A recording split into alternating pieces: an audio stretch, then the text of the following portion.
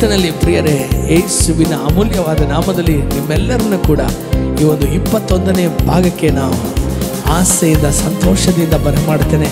ಪ್ರೀತಿಯ ದೇವಜನರೇ, ಎಷ್ಟು ಜನ ನನ್ನೊಂದಿಗೆ ಆರಾಧಿಸೋದಕ್ಕೆ ಸಿದ್ಧವಾಗಿದ್ದೀರಾ? ಆತನು ಎಲ್ಲ ಆರಾಧನೆಗೂ ಯೋಗ್ಯನಾದ ದೇವರೆಂಬುದಾಗಿ ಅರಿತಿರುವಂಥ ನಾವು ಆತನನ್ನು ಮನಪೂರ್ವಕವಾಗಿ ಮತ್ತೊಂದು ವಾಲ್ಯೂಮ್ ಮೂಲಕ ನಾವು ಆತನನ್ನು ಮಹಿಮೆಪಡಿಸೋಣ. ಆಮೆನ್. ಕರ್ತನನ್ನು ಆರಾಧಿಸುವುದು ಒಂದು ಹಬ್ಬವೇ ಸರಿ. ಪರಲೋಕದಲ್ಲಿರುವಂಥ ದೂತರು, ಅಲ್ಲಿರುವಂಥ ಸೆರಾಫಿಯರು, ಕೆರೂಬಿಯರೆಲ್ಲರೂ ಕೂಡ ಆತನನ್ನು ಮೈಮರೆತು ಅವರು ಹಾಗೆ ಹಾರುತ್ತಾ ಕುಣಿಯುತ್ತಾ ಆತನನ್ನು ಕೊಂಡಾಡುವಾಗ, ಬನ್ನಿ ಈ ಭೂಲೋಕದಲ್ಲಿ ನಾವು ಕೂಡ ದೇವದೂತರೊಂದಿಗೆ ಸೇರಿ ಆ ರಾಜಾದಿರಾಜನನ್ನು, ಆ ದೇವಾದಿ ದೇವನನ್ನು, ಆ ಮೃತ್ಯುಂಜಯನನ್ನು, ನಮ್ಮ ಜೀವಿತದಲ್ಲಿ ಇರುವಂಥ ಸೋಲುಗಳನ್ನೆಲ್ಲವನ್ನು ಜಯವಾಗಿ ಮಾರ್ಪಡಿಸುವ ಆ ದೇವರನ್ನು ಉತ್ಸಾಹದಿಂದ ಜಯಘೋಷದಿಂದ ನಾವೆಲ್ಲರೂ ಕೂಡ ಆರಾಧಿಸೋಣ. ಆಮೆನ್. Praise you Jesus. Thank you Lord. ಆರಾಧಿಸುವ ಆತ್ಮಸ್ವರೂಪನ ಆನಂದ ಘೋಷದೊಡನೆ, ಆರಾಧಿಸುವ ಆತ್ಮಸ್ವರೂಪನ ಆನಂದ ಘೋಷದೊಡನೆ, ಸ್ತೋತ್ರಗಳ ಯಜ್ಞವನ್ನು ಅರ್ಪಿಸುವ ಯೇಸುವಿಗೆ, ಸ್ತೋತ್ರಗಳ ಯಜ್ಞವನ್ನು ಅರ್ಪಿಸುವ ಯೇಸುವಿಗೆ. ಹಲ್ಲೆಲೂಯಾ ಹಲ್ಲೆಲೂಯಾ ಹಲ್ಲೆಲೂಯಾ ಹಲ್ಲೆಲೂಯಾ ಹಲ್ಲೆಲೂಯಾ ಹಲ್ಲೆಲೂಯಾ ಹಲ್ಲೆಲೂಯಾ ಹಲ್ಲೆಲೂಯಾ ಹಲ್ಲೆಲೂಯಾ ಹಲ್ಲೆಲೂಯಾ. ಬನ್ನಿ ಪ್ರಿಯರೇ, ಉತ್ಸಾಹ ಧ್ವನಿಯೊಂದಿಗೆ, ಆಮೆನ್, ಗಟ್ಟಿಯಾದ ಸ್ವರಗಳೊಂದಿಗೆ ನಾವು ದೇವರನ್ನ ಕೈಗಳನ್ನು ತಟ್ಟಿ ಮಹಿಮೆ ಪಡಿಸೋಣ. ದೇವರ ವಾಕ್ಯ ಹೇಳ್ತದೆ, ಸ್ವರಮಂಡಳಗಳೇ ಆತನನ್ನು ಸ್ತುತಿಸಿರಿ, ಕಿನ್ನರಿಗಳ ಮೂಲಕ ಆತನನ್ನು ಘನಪಡಿಸಿರಿ. ಆತನು ಮಹಿಮೆಗೆ ಯೋಗ್ಯನು, ಇಸ್ರಾಯೇಲಿನ ಸದಮಲ ಸ್ವಾಮಿಯು, ಆತನು ಎಲ್ಲ ಘನತೆಗೆ ಯೋಗ್ಯನಾತನು. ವಾಕ್ಯ ಹೇಳ್ತದೆ, ಪುರಾತನ ಕದಗಳೇ ತೆರೆದುಕೊಳ್ಳಿರಿ, ಯಾಕೆಂದರೆ ಮಹಿಮೆಯ ಅರಸನು ಬರುತ್ತಿದ್ದಾನೆಂಬುದಾಗಿ. ಈ ದಿನ ನಮಗಾಗಿ ಬರಲಿಕ್ಕಿರುವಂಥ ಆ ಮೇಘರೂಢನಾಗಿ ಬರಲಿಕ್ಕಿರುವಂಥ ಕ್ರಿಸ್ತನನ್ನು ಮಹಿಮೆ ಪಡಿಸಲು ನಾವೆಲ್ಲರೂ ಕೂಡ ಪೂರ್ಣ ಮನಸ್ಸಿನಿಂದ, ಪೂರ್ಣ ಹೃದಯದಿಂದ, ಪೂರ್ಣ ಶಕ್ತಿಯಿಂದ ನಾವು ನಮ್ಮನ್ನೇ ನಾವು ಒಪ್ಪಿಸಿಕೊಟ್ಟು ಆರಾಧಿಸೋಣ. Thank you Lord. Praise you. ಸರ್ವೋತ್ತಮನು ನನ್ನ ದೇವರು, ಸ್ತುತಿ ಸ್ತೋತ್ರಕ್ಕೆ ಎಂದು ಯೋಗ್ಯನು. ಸರ್ವೋತ್ತಮನು ನನ್ನ ದೇವರು, ಸ್ತುತಿ ಸ್ತೋತ್ರಕ್ಕೆ ಎಂದು ಯೋಗ್ಯನು. ಸುವರಗಳ ಸುರಿಸುತ್ತಾನೆ, ಸುಕ್ಷೇಮದಿಂದ ಕಾಯುತ್ತಾನೆ. ಸುವರಗಳ ಸುರಿಸುತ್ತಾನೆ, ಸುಕ್ಷೇಮದಿಂದ ಕಾಯುತ್ತಾನೆ. ಹಲ್ಲೆಲೂಯಾ ಹಲ್ಲೆಲೂಯಾ ಹಲ್ಲೆಲೂಯಾ ಹಲ್ಲೆಲೂಯಾ ಹಲ್ಲೆಲೂಯಾ ಹಲ್ಲೆಲೂಯಾ ಹಲ್ಲೆಲೂಯಾ ಹಲ್ಲೆಲೂಯಾ ಹಲ್ಲೆಲೂಯಾ ಹಲ್ಲೆಲೂಯಾ.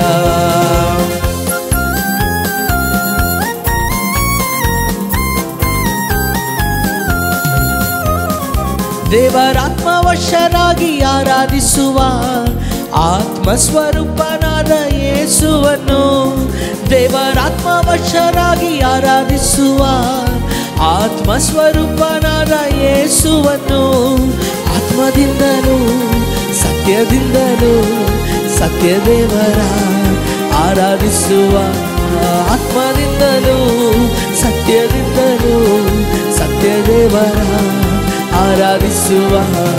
ಹಲ್ಲೆಲೂಯಾ ಹಲ್ಲೆಲೂಯಾ ಹಲ್ಲೆಲೂಯಾ ಹಲ್ಲೆಲೂಯಾ ಹಲ್ಲೆಲೂಯಾ ಹಲ್ಲೆಲೂಯಾ ಹಲ್ಲೆಲೂಯಾ ಹಲ್ಲೆಲೂಯಾ ಹಲ್ಲೆಲೂಯಾ ಹಲ್ಲೆಲೂಯಾ. ಆರಾಧಿಸುವ ಆತ್ಮಸ್ವರೂಪನ ಆನಂದ ಘೋಷದೊಡನೆ, ಆರಾಧಿಸುವ ಆತ್ಮಸ್ವರೂಪನ ಆನಂದ ಘೋಷದೊಡನೆ, ಸ್ತೋತ್ರಗಳ ಯಜ್ಞವನ್ನು ಅರ್ಪಿಸುವ ಯೇಸುವಿಗೆ, ಸ್ತೋತ್ರಗಳ ಯಜ್ಞವನ್ನು ಅರ್ಪಿಸುವ ಯೇಸುವಿಗೆ. ಹಾಲೆಲೂಯಾ ಹಾಲೆಲೂಯಾ ಹಾಲೆಲೂಯಾ ಹಾಲೆಲೂಯಾ ಹಾಲೆಲೂಯಾ ಹಾಲೆಲೂಯಾ. ಬನ್ನಿ ಸೇರಿ ಎಲ್ಲರೂ ಹೇಳೋಣವಾ. ಹಾಲೆಲೂಯಾ ಎಂದರೆ ಉನ್ನತಗಳಲ್ಲಿ ದೇವರಿಗೆ ಮಹಿಮೆ ಉಂಟಾಗಲಿ ಎಂಬುದಾಗಿ ಆ ಪರಲೋಕದ ಭಾಷೆಯಾಗಿರುವಂಥ ಆ ಹಾಲೆಲೂಯಾ ಎನ್ನುವಂಥ ಆ ಒಂದು ಪದವನ್ನು ಮೇಲೆತ್ತಿ ಅದನ್ನು ಘನಪಡಿಸೋಣ. Thank you Lord. ಹಾಲೆಲೂಯಾ ಹಾಲೆಲೂಯಾ ಹಾಲೆಲೂಯಾ ಹಾಲೆಲೂಯಾ ಹಾಲೆಲೂಯಾ ಹಾಲೆಲೂಯಾ ಹಾಲೆಲೂಯಾ ಹಾಲೆಲೂಯಾ ಹಾಲೆಲೂಯಾ ಹಾಲೆಲೂಯಾ. Thank you Jesus. ಕ್ರಿಸ್ತನಲ್ಲಿ ಪ್ರಿಯವಾಗಿರುವಂಥ ದೇವರ ಮಗುವೆ, ನಮ್ಮ ಜೀವಿತವು ಎಂದೋ ಕಳೆದೋಗಿರಬೇಕಾದಂಥ ನಮ್ಮ ಜೀವಿತದಲ್ಲಿ ನಾವು ಕಂಡಂಥ ಒಂದು ದೊಡ್ಡ ಒಂದು ಸಂತೋಷವೇನು ಗೊತ್ತಾ? ಅದೇ ಕರ್ತನ ಪ್ರೀತಿ, ಅಳತೆ ಇಲ್ಲದಿರುವಂಥ ಪ್ರೀತಿ, ಮಾರ್ಪಡದೇ ಇರುವಂಥ ಪ್ರೀತಿ. ನಮಗೋಸ್ಕರ ಕ್ರಿಸ್ತನು ಶಿಲುಬೆಯಲ್ಲಿ ತೋರಿಸಿದಂತಹ ಪ್ರೀತಿ ಏನಿದೆಯೋ ಅದೇ ಈ ದಿನ ನಮ್ಮೆಲ್ಲರನ್ನೂ ಕೂಡ ಬದುಕಿಸಿದೆ. ಪ್ರಿಯರೇ, ನಿಜವಾಗಲೂ ಆತನು ನಮಗೋಸ್ಕರ ಮುರಿಯಲ್ಪಟ್ಟನು. ನಿಜವಾಗಲೂ ಆತನು ಅನುಭವಿಸಬಾರದಂಥ ಆ ನೋವುಗಳನ್ನೆಲ್ಲ ಆತನು ಅನುಭವಿಸಿದನು. ರಾಜಾದಿರಾಜನು, ಮಹಿಮಾ ಸ್ವರೂಪನು, ಒಬ್ಬನು ಸೇರದ ಬೆಳಕಿನಲ್ಲಿ ವಾಸ ಮಾಡುವಂಥ ದೇವರು ನಿನಗಾಗಿ ನನಗಾಗಿ ಆತನು ಈ ಲೋಕದಲ್ಲಿ ಇಳಿದು ಬಂದಂಥದ್ದೇ ಒಂದು ದೊಡ್ಡ ನೋವು ಆಗಿರುವಾಗ ಆತನು ಅದನ್ನು ದಾಟಿ ಆತನು ನಮ್ಮ ಮೇಲಿಟ್ಟಿರುವಂಥ ಪ್ರೀತಿ ಎಷ್ಟು ದೊಡ್ಡದೆಂದು ಎಂದು ತೋರಿಸುವುದಕ್ಕಾಗಿ ಆತನು ನಮಗೋಸ್ಕರ ತನ್ನ ಒಂದು ಶರೀರವನ್ನೇ ಹರಿದುಕೊಂಡು ತನ್ನ ರಕ್ತವೆಲ್ಲ ಸುರಿಸಿಕೊಂಡು ನಮ್ಮ ಪಾಪದಿಂದ ನಮ್ಮನ್ನು ವಿಮುಖಗೊಳಿಸುವುದಕ್ಕಾಗಿ ವಿಮುಕ್ತಿ ಮಾಡಿ ನಮ್ಮ ಪ್ರತಿಯೊಬ್ಬೊಬ್ಬರನ್ನು ಆತನ ಸ್ವರೂಪದಲ್ಲಿ ಮಾರ್ಪಡಿಸುವುದಕ್ಕಾಗಿ ನಮ್ಮ ಜೀವಿತದಲ್ಲಿ ಇರುವಂಥ ಎಲ್ಲ ದುಃಖಗಳನ್ನು ಸಂತೋಷವಾಗಿ ಮಾರ್ಪಡಿಸುವುದಕ್ಕಾಗಿ ನಮ್ಮಲ್ಲಿ ಇರುವಂಥ ಶರೀರದಲ್ಲಿ ಕಾಣಲ್ಪಡುವ ವ್ಯಾಧಿಗಳನ್ನು ಸಂಪೂರ್ಣವಾಗಿ ನೀಗಿಸುವುದಕ್ಕಾಗಿ ಆತನು ಗಾಯಗೊಂಡು ನಮಗಾಗಿ ಶಾಪಗ್ರಸ್ತನಾಗಿ ಮಾರ್ಪಟ್ಬಿಟ್ನ. ಪ್ರಿಯರೇ, ಹೌದು, ಯಾವಾಗ ಇಸ್ರೇಲ್ ಜನರು ತಾವು ಮಾಡಿದಂಥ ಆ ಒಂದು ಪಾಪದಿಂದ ಎಲ್ಲರೂ ಸಾಯುತ್ತಿರುವಂಥ ಸಮಯದಲ್ಲಿ ಆ ಒಂದು ಮರುಭೂಮಿಯಲ್ಲಿ ದೇವರು ಮೋಶೆಯನ್ನು ಕಂಡು ಹೇಳಿದನು, ಒಂದು ತಾಮ್ರದ ಸರ್ಪವನ್ನು ಮಾಡು. ಆಗ ಯಾರೆಲ್ಲ ಅದನ್ನು ಕಾಣ್ತಾರೋ, ಯಾರೆಲ್ಲ ಆ ಒಂದು ತಾಮ್ರದ ಸರ್ಪವನ್ನು ತಲೆ ಎತ್ತಿ ನೋಡ್ತಾರೋ ಅವರೆಲ್ಲರೂ ಕೂಡ ಬದುಕಿಕೊಳ್ಳುವರೆಂಬುದಾಗಿ ಆ ಒಂದು ಮರುಭೂಮಿಯಲ್ಲಿ ಜನರು ನರಳಿ ಸಾಯುತ್ತಿರುವಂಥ ಆ ಸಮಯದಲ್ಲಿ ಮೋಶೆಯು ಆ ತಾಮ್ರದ ಸರ್ಪವನ್ನು ಮಾಡಿ ಎತ್ತಿದಾಗ ಯಾರೆಲ್ಲ ಜೀವನದ ಕೊನೆಯ ಕ್ಷಣದಲ್ಲಿದ್ದರು, ಯಾರೆಲ್ಲ ಇನ್ನೂ ಬದುಕುವುದಕ್ಕೆ ಸಾಧ್ಯವೇ ಇಲ್ಲ ಎನ್ನುವಂಥ ರೀತಿಯಲ್ಲಿ ನರಳಾಟದಲ್ಲಿದ್ದರು, ಅವರುಗಳು ಆ ಕಣ್ಣೆತ್ತಿ ಆ ಒಂದು ತಾಮ್ರದ ಸರ್ಪವನ್ನು ಕಂಡ ಕೂಡಲೇ ಅವರೊಳಗಿದ್ದಂಥ ನೋವು, ಅವರೊಳಗಿದ್ದಂಥ ಆ ವೇದನೆ, ಆ ಕಣ್ಣೀರು, ಆ ಸಾವಿನ ಭಯ, ಆ ನರಳಾಟ ಎಲ್ಲವೂ ತಕ್ಷಣವೇ ಬಿಟ್ಟೋಯಿತು. ಇಂದು ನನ್ನ ಸ್ವರವನ್ನು ಕೇಳಿದಿರುವಂಥ ದೇವರ ಮಗುವೆ, ಆತನು ಯಾಕೆ ಸರ್ಪವಾಗಬೇಕಾಗಿತ್ತು? ಯಾಕೆ ಆತನು ಎತ್ತಲ್ಪಟ್ಟಂಥ ಸರ್ಪವಾಗಿ ಯೇಸು ನಮಗಾಗಿ ಶಿಲುಬೆಯಲ್ಲಿ ಆತನು ಬಲಿಯಾದನೆಂದರೆ ಆತನು ಹೊತ್ತಂಥದ್ದು ನಮ್ಮ ಶಾಪವು. ನಮ್ಮ ಜೀವಿತದಲ್ಲಿ ಈ ದಿನ ಆಶೀರ್ವಾದದಲ್ಲಿ ನಾವಿದ್ದೇವೆಂದರೆ ಅದಕ್ಕೆ ಕಾರಣ ದೇವರು ನಮಗಾಗಿ ಹೊತ್ತಂಥ ಆ ಒಂದು ಶಾಪವೇ ಅಲ್ವಾ? ತಾಮ್ರದ ಸರ್ಪದಂತೆ ನೀವು ನಾನು ಆರಾಧಿಸುವ ಆ ಯೇಸು ಕ್ರಿಸ್ತನು, ಆ ಒಳ್ಳೆಯ ಕುರುಬನು, ಆ ಜೀವದ ರೊಟ್ಟಿಯಾದಾತನು, ಜೀವ ಜಲವಾಗಿರುವ ಆ ಪರಿಶುದ್ಧ ಕ್ರಿಸ್ತನು ನಿನಗಾಗಿ ನನಗಾಗಿ ಆತನು ಕುರೂಪಿಯಾಗಿ ಶಾಪಗ್ರಸ್ತನಾಗಿ ಮುಳ್ಳನ್ನು ತಲೆ ಮೇಲೆ ಇಟ್ಟುಕೊಂಡು ಆತನು ನಮಗಾಗಿ ನಿಮಗಾಗಿ ನರಳಾಡಿ ಸತ್ತನಲ್ವ. ಈ ದಿನ ಹೇಳೋಣಪ್ಪ, ನಿನ್ನ ಪ್ರೀತಿಯು ಅದು ತುಂಬ ಮಧುರವಾದದಪ್ಪ. ನೀ ತೋರಿಸಿದಂಥ ಪ್ರೀತಿಯು ದೇವರೇ ಅದು ಅಂತಿಂಥದ್ದಲ್ಲ.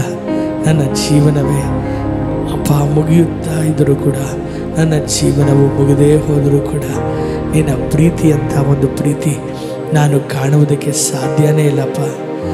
ಅಪ್ಪ, ಎಲ್ಲೋ ಒಂದು ಕಡೆ ಒಂದು ಅನುಕಂಪವನ್ನು ನಾನು ಕಂಡಿರ್ಬೋದು, ಎಲ್ಲೋ ಒಂದು ಕಡೆ ಅಪ್ಪ ಒಂದು ಪ್ರೀತಿಯು ಅಪ್ಪ ಕನಿಕರವಾಗಿ ನಾನು ಕಂಡಿರ್ಬೋದು. ಆದರೆ ನಿನ್ನದು ಶುದ್ಧವಾದ ಪ್ರೀತಿ ದೇವರೇ.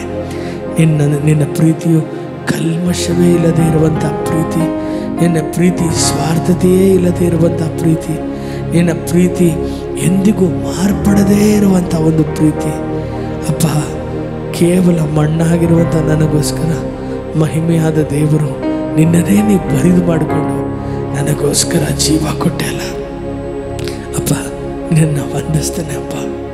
ಅಪ್ಪ, ನನ್ನ ಬಾಯಲ್ಲಿ ಅಪ್ಪ ನಿನ್ನನ್ನು ಹಾಡಿ ನಿನ್ನ ಪ್ರೀತಿಯನ್ನು ಕೊಂಡಾಡ್ತೇನೆ. ಬನ್ನಿ ಪ್ರಿಯರೇ, ನನ್ನೊಂದಿಗೆ ಸೇರಿ ದೇವರ ಪ್ರೀತಿಯನ್ನು ನೆನೆಸಿ ಮನಸ್ಸಾರೆ ಆತನನ್ನು ಮಹಿಮೆಪಡಿಸೋಣ.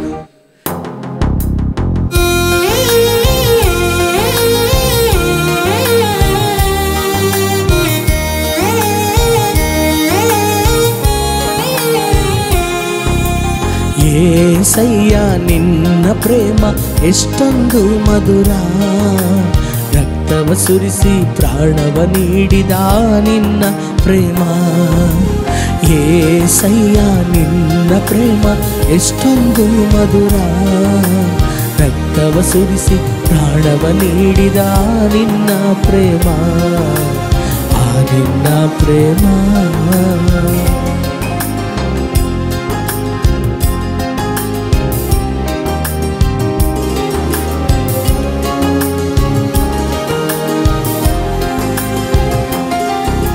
ಸ್ವರ್ಗವ ತ್ಯಜಿಸಿ ನನಗಾಗಿ ಧರೆಗೆ ಬಂದೆ, ನನಗಾಗಿ ಧರೆಗೆ ಬಂದೆ. ಕೆಟ್ಟಂತ ನನ್ನನ್ನು ನೀತಿಯ ಕಲಿಸಲು, ನೀತಿಯ ಕಲಿಸಲು. ಸ್ವರ್ಗವ ತ್ಯಜಿಸಿ ನನಗಾಗಿ ಧರೆಗೆ ಬಂದೆ, ನನಗಾಗಿ ಧರೆಗೆ ಬಂದೆ. ಕೆಟ್ಟಂತ ನನ್ನನ್ನು ನೀತಿಯ ಕಲಿಸಲು, ನೀತಿಯ ಕಲಿಸಲು. ಏಸಯ್ಯ ಏಸಯ್ಯ ನೀನೇ ನನ್ನ ಜೀವ ಏಸಯ್ಯ. ಏಸಯ್ಯ ಏಸಯ್ಯ ನೀನೇ ನನ್ನ ಜೀವ ಏಸಯ್ಯ. ಏಸಯ್ಯ ನಿನ್ನ ಪ್ರೇಮ ಎಷ್ಟೊಂದು ಮಧುರ, ರಕ್ತವ ಸುರಿಸಿ ಪ್ರಾಣವ ನೀಡಿದ ನಿನ್ನ ಪ್ರೇಮ. ಏಸಯ್ಯ ನಿನ್ನ ಪ್ರೇಮ ಎಷ್ಟೊಂದು ಮಧುರ, ರಕ್ತವ ಸುರಿಸಿ ಪ್ರಾಣವ ನೀಡಿದ ನಿನ್ನ ಪ್ರೇಮ.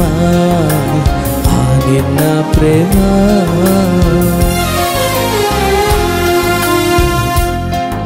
ನಾವು ಮಾಡಿದ ಪಾಪಕ್ಕೆ ಸರಿಯಾಗಿ ಆತನು ಶಾಪವನ್ನು ಮುಳ್ಳಿನ ಕಿರೀಟವಾಗಿ ನಮಗಾಗಿ ಧರಿಸಿದನಲ್ಲ ಪ್ರಿಯರೇ.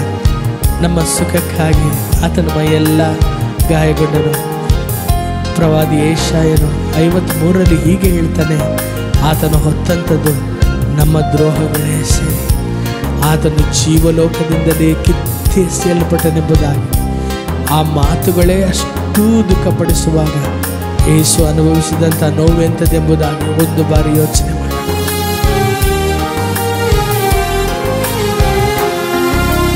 ಪಾಪವಾನ ಮಾಡಿರಲು ಶಾಪದ ಮುಳ್ಕಿರೀಟಾನಿ ಧರಿಸಿ, ಶಾಪದ ಮುಳ್ಕಿರೀಟಾನಿ ಧರಿಸಿ.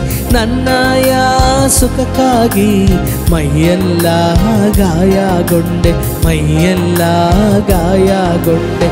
ಪಾಪವಾನ ಮಾಡಿರಲು ಶಾಪದ ಮುಳ್ಕಿರೀಟಾನಿ ಧರಿಸಿ, ಶಾಪದ ಮುಳ್ಕಿರೀಟಾನಿ ಧರಿಸಿ.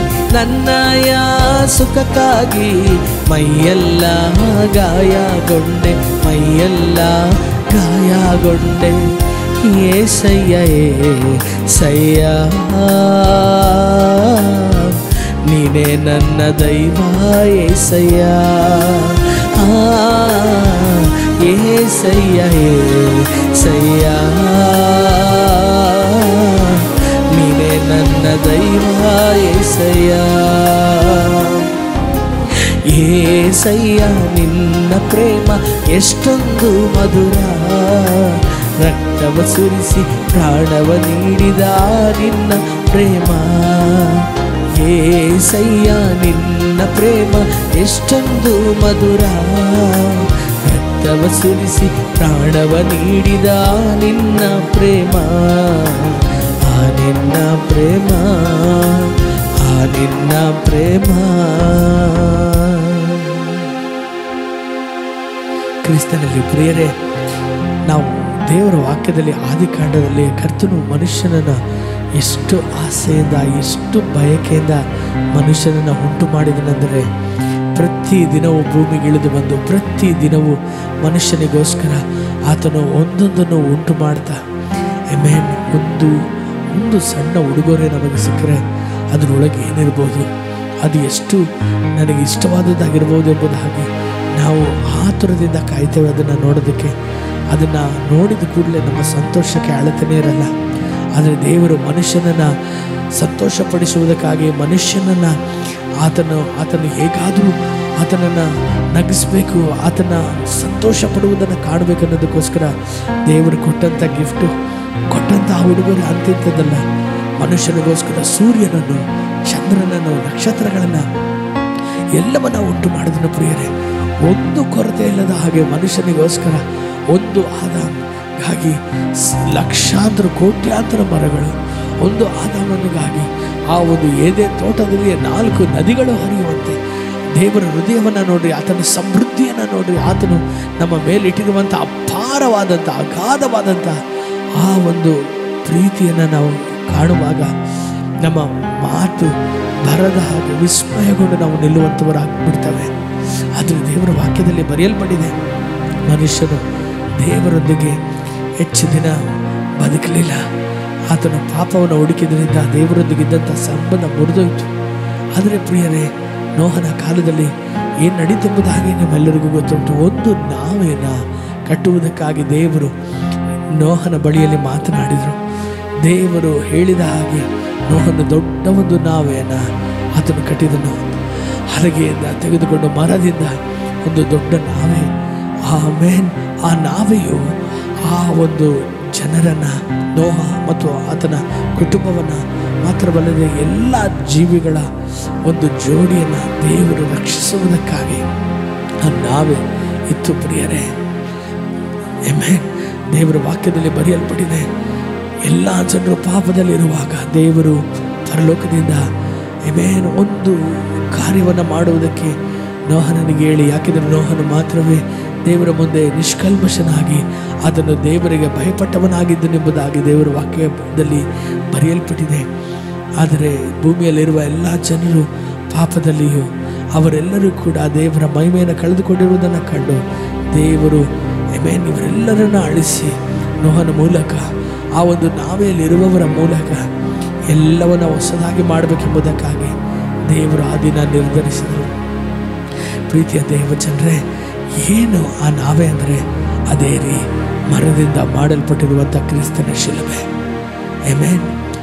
ನೋಹನನ್ನು ರಕ್ಷಿಸಿದ್ದು ಆತನ ನೀತಿ ಕಾರ್ಯವೋ ಅಲ್ಲವೋ, ಆದರೆ ದೇವರು ಮಾಡಿದಂತಹ ನಾವೆ, ದೇವರು ಆ ಒಂದು ಜನರನ್ನು ಒಳಗಿಟ್ಟು ಹೊರಗಿನಿಂದ ಬಾಗಿಲಾಕಿ ಒಂದು ನೀರು ಕೂಡ ಒಳಗೆ ಹೋಗದಂತೆ, ಯಾವ ಕೇಡು ಒಳಗೆ ಮುಟ್ಟದ ಹಾಗೆ ದೇವರು ಕಾಪಾಡಿದನಲ್ಲ, ಅದೇ ರೀತಿಯಲ್ಲಿ ಎಂದೋ ಅಳಿದು ಹೋಗಬೇಕಾದಂಥ ನಮ್ಮ ಜೀವಿತದಲ್ಲಿ ದೇವರು ಆತನ ಶಿಲುಬೆಯೇ ನಮಗೆ ನಾವೇ ಆಗಿ, ಆ ಮರವೇ ನಮಗೋಸ್ಕರ ಭದ್ರತೆಯಾಗಿ, ಯಾವ ಕೇಡು ಕೂಡ, ಯಾವ ಅಳಿವು ಕೂಡ, ಯಾವ ರೀತಿಯಾದಂಥ ನೋವು ಕೂಡ ನಮ್ಮನ್ನು ಬಾಧಿಸಿದ ಹಾಗೆ.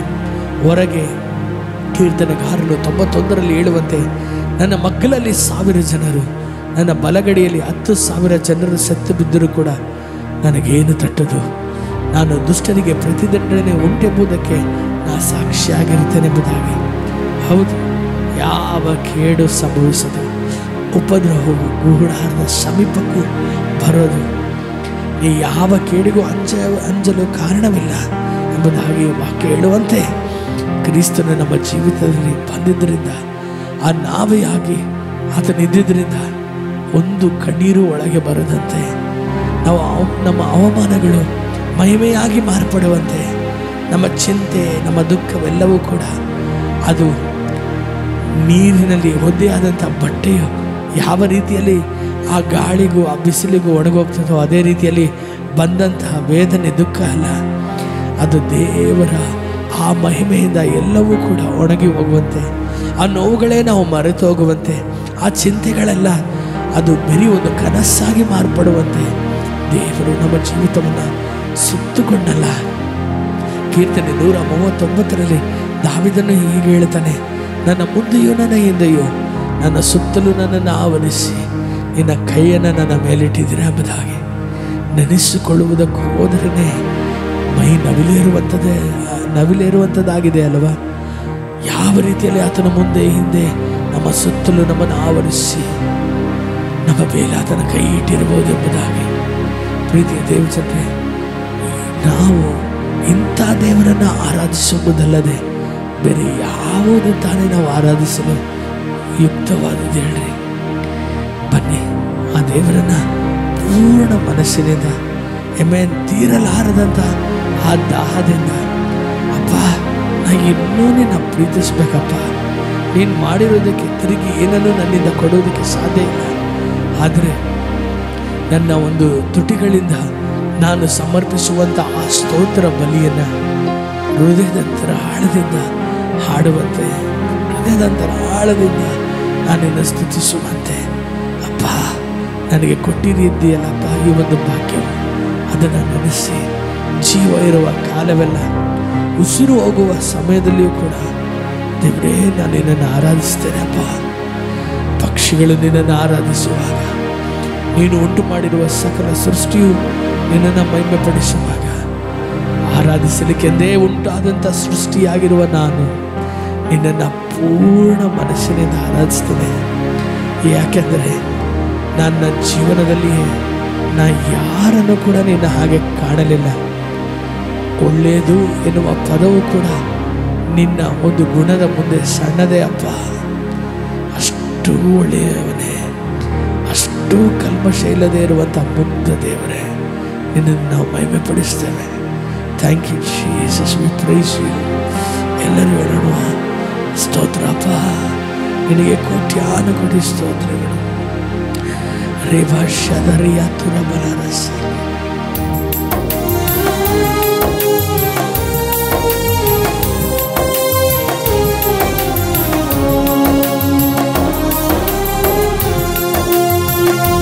ಸುಗುಣಗಳ ಸಂಪನ್ನನೇ, ಸ್ತುತಿಗಾನಗಳ ವಾರಸನೇ, ಜೀವಿಸುವೆನು ನಿತ್ಯವು ನಿನ್ನ ನೆರಳಲ್ಲೇ, ಕೊಂಡಾಡುವೆ ಜೇನಿನ ಮಾತಿನ ಸಿಹಿಯಲ್ಲಿಯೇ, ಜೀವಿಸುವೆನು ನಿತ್ಯವು ನಿನ್ನ ನೆರಳಲ್ಲೇ, ಕೊಂಡಾಡುವೆ ಜೇನಿನ ಮಾತಿನ ಸಿಹಿಯಲ್ಲಿಯೇ.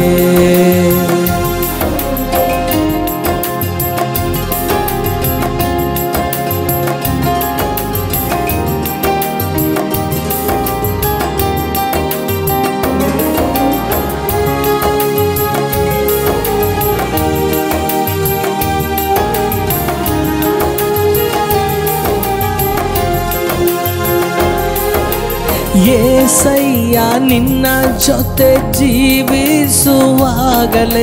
ನನ್ನ ಬಾಳು ಬದುಕಾಗಿ ಬದಲಾಯಿತು.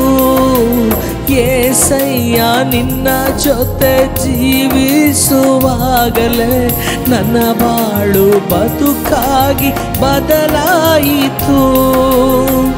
ನಾಟ್ಯವಾಡಿತು ನನ್ನ ಅಂತರಂಗವು, ಇದು ರಕ್ಷಣಾನಂದ ಭಾಗ್ಯವೇ. ನಾಟ್ಯವಾಡಿತು ನನ್ನ ಅಂತರಂಗವು, ಇದು ರಕ್ಷಣಾನಂದ ಭಾಗ್ಯವೇ. ಸುಗುಣಗಳ ಸಂಪನ್ನನೇ, ಸ್ತುತಿಗಾನಗಳ ವಾರಸನೇ, ಜೀವಿಸುವೆನು ನಿತ್ಯವು ನಿನ್ನ ನೆರಳಲ್ಲೇ, ಕೊಂಡಾಡುವೆ ಜೇನಿನ ಮಾತಿನ ಸಿಹಿಯಲ್ಲಿಯೇ ಜೀವಿಸುವೆನೋ ನಿತ್ಯವು ನಿನ್ನ ನೆರಳಲ್ಲೇ ಕೊಂಡಾಡುವೆ ಜೇನಿನ ಮಾತಿನ ಸಿಹಿಯಲ್ಲಿಯೇ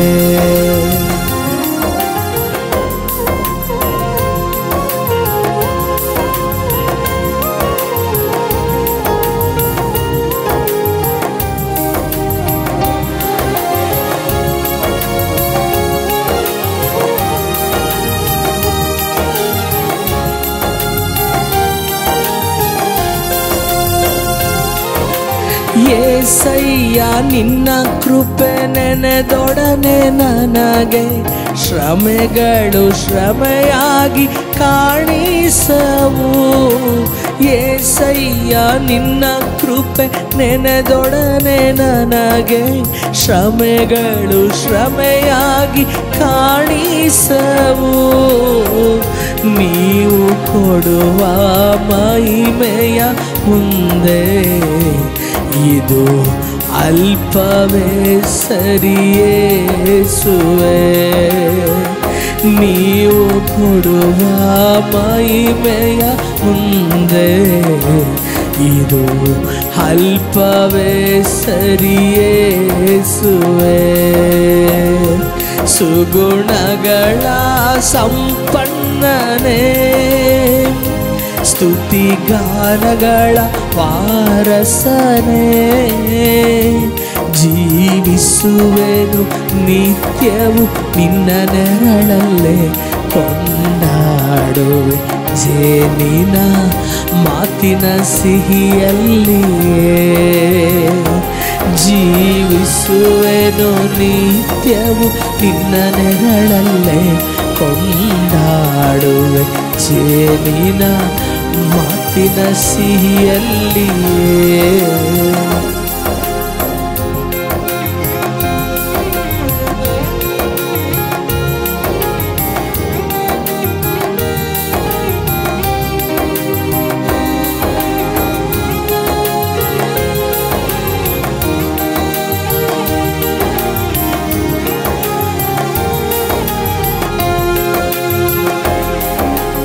ಏಸಯ್ಯ ನಿನ್ನನ್ನು ಹಿಂಬಾಲಿಸಿದಾಗಲೇ ಆಜ್ಞೆಗಳ ಮಾರ್ಗವು ಕಾಣಿಸಿತೆ. ಏಸಯ್ಯ ನಿನ್ನ ಹಿಂಬಾಲಿಸಿದಾಗಲೇ ಆಜ್ಞೆಗಳ ಮಾರ್ಗವು ಕಾಣಿಸಿತೆ. ನೀವು ನನ್ನನ್ನು ನಡೆಸಬಲ್ಲೆ ನಾನು ನಡೆಯಬೇಕಾದ ಮಾರ್ಗದಿ. ನೀನು ನನ್ನನ್ನು ನಡೆಸಬಲ್ಲೆ ನಾನು ನಡೆಯಬೇಕಾದ ಮಾರ್ಗದಿ. ಸುಗುಣಗಳ ಸಂಪನ್ನನೇ ಸ್ತುತಿಗಾನಗಳ ವಾರಸನೇ ಜೀವಿಸುವೆನು ನಿತ್ಯವು ನಿನ್ನ ನೆರಳಲ್ಲೇ ಕೊಂಡಾಡುವೆ ಜೇನಿನ ಮಾತಿನ ಸಿಹಿಯಲ್ಲಿಯೇ ಜೀವಿಸುವೆನು ನಿತ್ಯವು ನಿನ್ನ ನೆರಳಲ್ಲೇ ಕೊಂಡಾಡುವೆ ಜೇನಿನ ಮಾತಿನ ಸಿಹಿಯಲ್ಲಿಯೇ ಜೀವಿಸುವೆನು ನಿತ್ಯವು ನೀ ನೀಡಲು ఆస్వాదింతును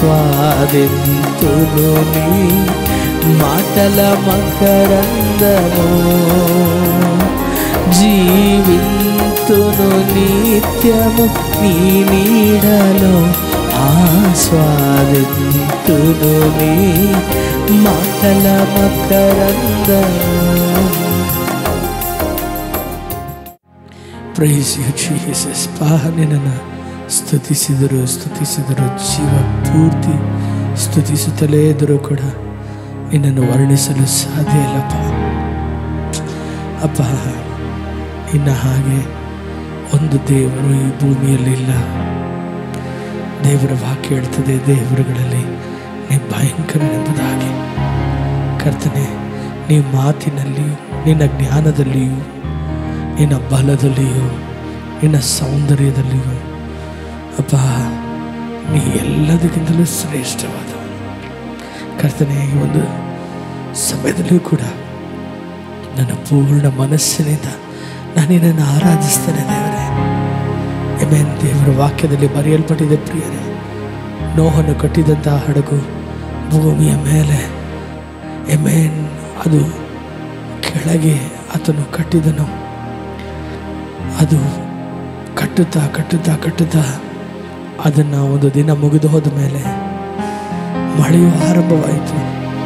ಎಲ್ಲರಿಗೂ ಅನ್ನಿಸ್ತು, ಆಮೆನ್, ಈ ಮಳೆಯು ಮೇಲಿನಿಂದ ಇಳಿಯುವಂಥ ಈ ಒಂದು ಮಳೆ ಈ ದೋಣಿಯನ್ನು ಕೂಡ, ಈ ಒಂದು ದೊಡ್ಡ ಹಡಗನ್ನು ಕೂಡ ಹಾಗೆ ಮುಳುಗಿಸ್ಬಿಡುತ್ತೇನೋ ಅಂತ. ಆದರೆ ದೇವರ ವಾಕ್ಯದಲ್ಲಿ ಬರೆಯಲ್ಪಟ್ಟಿದೆ, ಆ ಮಳೆ ನಿಂತು ಹೋದ ಮೇಲೆ ಆ ಒಂದು ನೋಹನ ಹಡಗು ಅದು ಅರರಟ್ ಎನ್ನುವಂಥ ಒಂದು ದೊಡ್ಡ ಪರ್ವತದ ಮೇಲೆ ಆ ಹಡಗು ನಿಂತಿತ್ತು. ಆರಂಭದಲ್ಲಿ ಆ ಹಡಗು ಕೆಳಗೆ ಭೂಮಿಯ ಮೇಲಿದ್ದಂಥ ಹಡಗು ಎಲ್ಲ ಮಳೆಯ ನಂತರ ಆ ಒಂದು ಹಡಗು ಕೆಳಗಿರಲಿಲ್ಲ, ಅದು ಮೇಲೆ ಪರ್ವತದ ಮೇಲೆ ಇದ್ದುದನ್ನು ನಾವು ನೋಡ್ತೇವೆ. ಪ್ರೀತಿಯ ದೇವಜನರೇ, ನಮ್ಮ ಜೀವಿತವನ್ನು ಉದ್ಧರಿಸುವುದಕ್ಕೆ ಯಾರಿಂದಲೂ ಸಾಧ್ಯವಿಲ್ಲ. ನಮ್ಮ ಜೀವನವನ್ನು ಮೇಲಕ್ಕೆತ್ತುವುದಕ್ಕೆ ಯಾವ ಶಕ್ತಿಯಿಂದಲೂ ಆಗದು. ಆದರೆ ಮೇಲಿನಿಂದ ಇಳಿದು ಬಂದಂತಹ ಮಳೆ, ಆಕಾಶದಿಂದ ಇಳಿದು ಬಂದಂತಹ ಮಳೆ ಈ ಒಂದು ಹಡಗನ್ನು ಎತ್ತಿ ಪರ್ವತದ ಮೇಲೆ ಕೂಡಿಸಿದ ಹಾಗೆ ನಮ್ಮ ಜೀವಿತವನ್ನು ಯಾರಿಂದಲೂ ಕಾಪಾಡುವುದಕ್ಕೂ, ಯಾರಿಂದಲೂ ಬಲಪಡಿಸೋದಕ್ಕೂ, ಯಾರಿಂದಲೂ ಏನು ಮಾಡೋದಕ್ಕೆ ಸಾಧ್ಯ ಇಲ್ಲ. ಆದರೆ ಮೇಲಿಂದ ಇಳಿದು ಬಂದಂತಹ ಕ್ರಿಸ್ತನು ತನ್ನನ್ನೇ ತಾನು ಬರಿದು ಮಾಡಿಕೊಂಡು ದಾಸನ ರೂಪದಲ್ಲಿ ನಮಗೋಸ್ಕರ ಇಳಿದು ಬಂದಂಥ ಆ ಒಂದು ಯೇಸು ಮಾತ್ರವೇ ನಾವು ನೆನೆಸಲಿಕ್ಕಾಗದಂಥ ಆ ಉನ್ನತವನ್ನು ನಮ್ಮ ಜೀವಿತದಲ್ಲಿ ನಾವು ಯೋಚನೆಯೂ ಕೂಡ ಮಾಡಲಿಕ್ಕಾಗದಂಥ ಆ ಒಂದು ಪರ್ವತದ ಶಿಖರದಲ್ಲಿ ನಮ್ಮನ್ನು ನಿಲ್ಲಿಸುವ ದೇವರಾತನಾಗಿದ್ದಾನೆ. ಈ ದಿನ ಆಮೆನ್, ನಮ್ಮ ಜೀವಿತವನ್ನು ನಾವು ನೋಡುವಾಗ ಒಂದನ್ನು ನಾವು ನಂಬೋಣ, ನನಗಾಗಿ ಕೆಳಗಿಳಿದು ಬಂದವನು ನನ್ನನ್ನು ಮೇಲೆತ್ತಬೇಕೆಂಬುದಕ್ಕಾಗಿಯೇ ಬಂದನು. ತನ್ನನ್ನೇ ತಾನು ಬರಿದು ಮಾಡಿಕೊಂಡವನು ನನ್ನನ್ನು ಎಲ್ಲ ಪರಲೋಕದ ಒಳಿತಿನಿಂದ ತುಂಬಬೇಕೆನ್ನುವುದಕ್ಕಾಗಿ ಬಂದನು. ನನಗೋಸ್ಕರ ಆತನು ಬಲಿಯಾದಂಥದ್ದು ನಾನು ಚೆನ್ನಾಗಿ ಬದುಕಬೇಕೆನ್ನುವುದಕ್ಕಾಗಿ ಎಂಬುದಾಗಿ ತಿಳಿದುಕೊಳ್ಳೋಣ.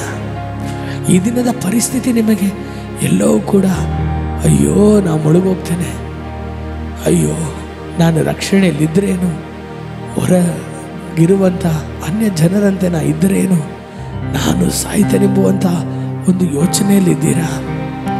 ಆ ದಿನ ಹಾಗೆ ಅನ್ನಿಸಿರ್ಬೋದು ನೋಹನಿಗೂ ಕೂಡ. ಯಾಕೆಂದರೆ ಆ ಒಂದು ಭಾರವು, ಆ ಒಂದು ಹಡಗಿನ ಭಾರವು ಅದು ಬಹಳ ಹೆಚ್ಚಾಗಿತ್ತು.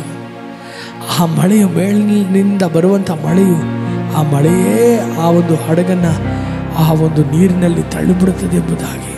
ಆದರೆ ಹಾಗಲ್ಲ, ನಿನ್ನ ಪರಿಸ್ಥಿತಿ ಬದಲಾಗುವುದು.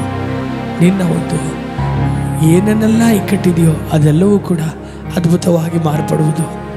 ಮಾಡಬೇಕಾದದ್ದು ಒಂದೇ, ಅಪ್ಪ ನಾನು ನಿನ್ನ ಪ್ರೀತಿಸ್ತೇನೆ ಅಪ್ಪ, ನಿನ್ನ ನಂಬಿದ್ದೇನಪ್ಪ, ನಿನ್ನ ಬಿಟ್ಟು ನನಗೆ ಬೇರೆ ಏನೂ ಆಶ್ರಯವಿಲ್ಲ. ನಿನ್ನನ್ನು ಹೊರತು ನಾ ಯಾರನ್ನ ನಂಬಲಿ? ನಿನ್ನ ಬಿಟ್ಟು ನಾ ಎಲ್ಲಿ ಹೋಗಲಿ? ಜೀವ ಕೊಡುವ ವಾಕ್ಯವು ನಿನ್ನಲ್ಲಿ ತಾನೇ ಎಂಬುದಾಗಿ ಪೇತ್ರನು ಹೇಳಿದ ಹಾಗೆ ನಾವು ಕೂಡ ಹೇಳೋಣ. ಅಪ್ಪ, ನನ್ನ ಕೊಂಬನ ಮೇಲೆತ್ತುವ ದೇವರು ನೀನು, ನನ್ನನ್ನು ವೈರಿಗಳ ಮುಂದೆ ಔತಣವನ್ನು ಸಿದ್ಧಪಡಿಸುವಂಥ ದೇವರು ನೀನು, ನನ್ನ ನಾಚಿಕೆಗೆ ಬದಲಾಗಿ 2ರಷ್ಟು ಮಾನವನ್ನು ಕೊಡುವಂಥ ದೇವರು ನೀನು, ನನ್ನ ದುಃಖಕ್ಕೆ ಪ್ರತಿಯಾಗಿ ಆನಂದವನ್ನು ಸುರಿಸುವಂಥ ದೇವರು ನೀನು ಎಂಬುದಾಗಿ ಆತನನ್ನು ಮಹಿಮೆಪಡಿಸಿರಿ. ಯೇಸುವನ್ನು ಮೇಲೆತ್ತುತ್ತಾ ಎತ್ತುತ್ತಾ ಎತ್ತುತ್ತಾ ನಿಮ್ಮ ಸಮಸ್ಯೆಗಳೆಲ್ಲ ನಿಮ್ಮ ಕಾಲಡಿಯಲ್ಲಿ ಬಂದ್ಬಿಡ್ತದೆ ಪ್ರಿಯರೇ. ಏಕೆಂದರೆ ಆತನ ನಾಮದ ಮುಂದೆ ಎಲ್ಲ ಮೊಣಕಾಲುಗಳು ಬಗ್ಗಲ್ಪಡುವವು, ಎಲ್ಲ ನಾಲಿಗೆಯು ಕೂಡ ಆತನೇ ಒಡೆಯನೆಂಬುದಾಗಿ ಅರಿಕೆ ಮಾಡುವವು ಎಂಬುದಾಗಿ ಕರ್ತನ ವಾಕ್ಯವು ಹೇಳುತ್ತದಲ್ವಾ. ಬನ್ನಿ ನಾವು ಕೂಡ ಕೊನೆಯದಾಗಿ ಮನಸಾರೆ ಆತನನ್ನು ನೋಡಿ ಹೇಳೋಣಪ್ಪ, ನಾನು ನಿನ್ನ ಪ್ರೀತಿಸ್ತೇನೆಪ್ಪ, ನೀನೇ ನನಗೆ ಜೀವವು, ನೀನೇ ನನಗೆ ಆಸೆಯು ಎಂಬುದಾಗಿ.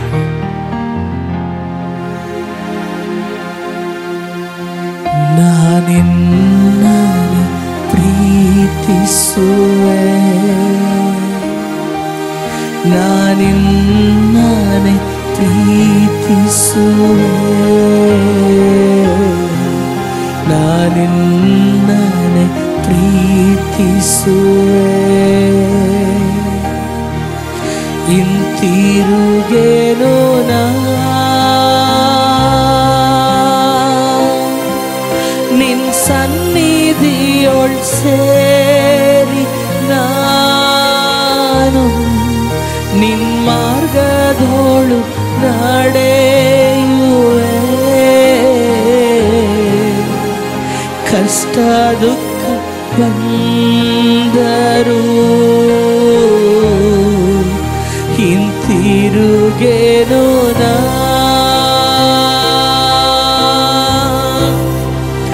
ನಿನ್ ಸನ್ನಿಧಿಯೊಳ್ ಸೇರಿ ನಾನು ನಿನ್ ಮಾರ್ಗದೋಳು ನಡೆಯುವೆ,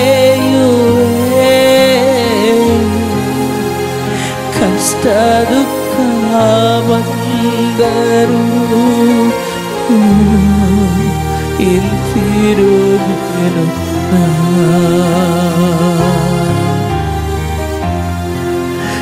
ನಾನಿನ್ನನೆ ಆರಾಧಿಸುವೆ, ನಾನಿನ್ನನೆ ಆರಾಧಿಸುವೆ, ನಾನಿನ್ನನೆ ಆರಾಧಿಸುವೆ, ಹಿಂತಿರುಗೇನೋ ನಾ ನಿನ್ ಸನ್ನಿಧಿಯೊಳ್ ಸೇರಿ ನಾನು ನಿನ್ ಮಾರ್ಗದೋಳು ನಡೆಯುವೆ, ಕಷ್ಟ ದುಃಖ ಬಂದರು ಹಿಂತಿರುಗೇನೋ ನಾ ನಿನ್ ಸನ್ನಿಧಿಯೊಳ್ ಸೇರಿ ನಾನು ನಿನ್ ಮಾರ್ಗದೋಳು ನಡೆಯುವೆ, ಕಷ್ಟ ದುಃಖ ಬಂದರು ಹಿಂತಿರುಗೇನೋ ನಾ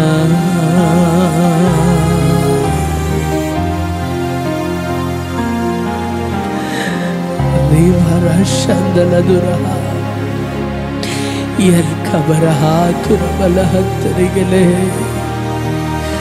ರೀ ಬಾಬಾ ಬಾಬಾ ಬಾಬಾ ಬಾಬಾ ಶಮನ. Thank you Jesus. ಎಲ್ಲರೂ ಕೂಡ ಕೊನೆಯದಾಗಿ ಕರೆಗಳನ್ನು